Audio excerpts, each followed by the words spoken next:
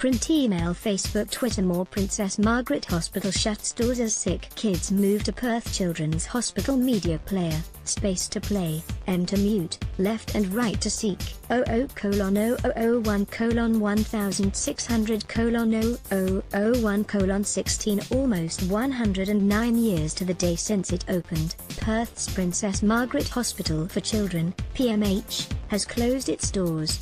The hospital's last 91 young patients have been transferred to the new Perth Children's Hospital, PCH, in a marathon logistical effort which began early on Sunday morning. The move, involving 15 ambulances, hundreds of staff and police traffic control assistants, was weeks in the planning, timed to coincide with PCH opening its emergency department. Premier Mark McGowan, who joined Health Minister Roger Cook at PCH to welcome some of the incoming patients, said the transfer was an enormous exercise.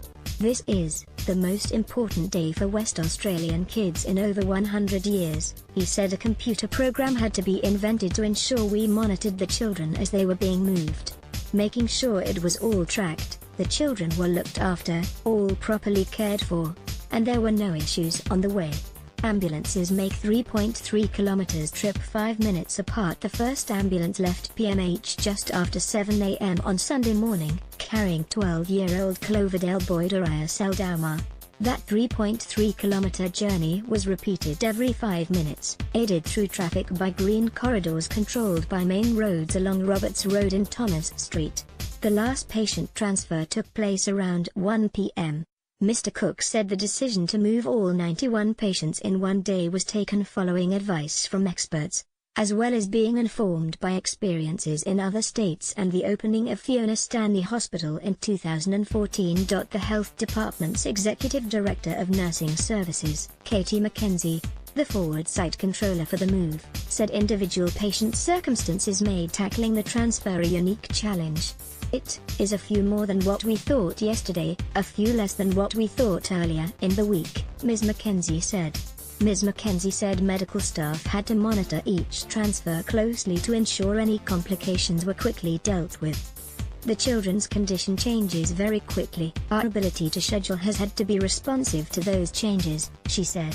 Media player, space to play, M to mute, left and right to seek, 00:000:4500:000:45 The scheduling and reviewing of children was happening right up until about 15 minutes before we started.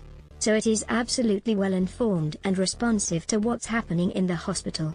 Future of PMH Subiaco site remains unclear. The patient transfer officially ends the tenure of PMH, which first opened on June 30, 1909, as was Premier Adolescent Health Campus. Responsibility for its Subiaco site will be transferred from the Child and Adolescent Health Service to the Department of Health.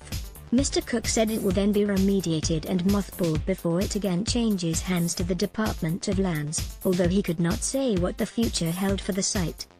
"We farewell the grand old lady of our healthcare system today," he said.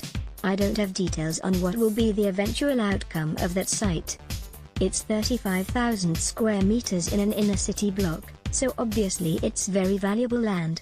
We also have heritage issues associated with that. It was part of the original hospital site, so obviously we want to preserve those values as well." PCH leaves delays behind. The $1.2 billion PCH finally opened last month after 3 years of delays, lead and asbestos contamination and 2 Legionella disease scares. The hospital was originally expected to open in August 2015.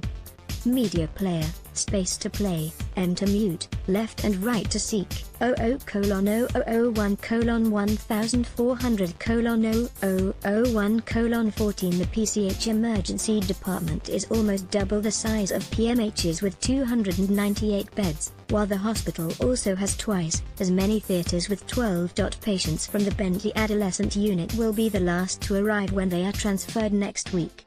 Print email Facebook Twitter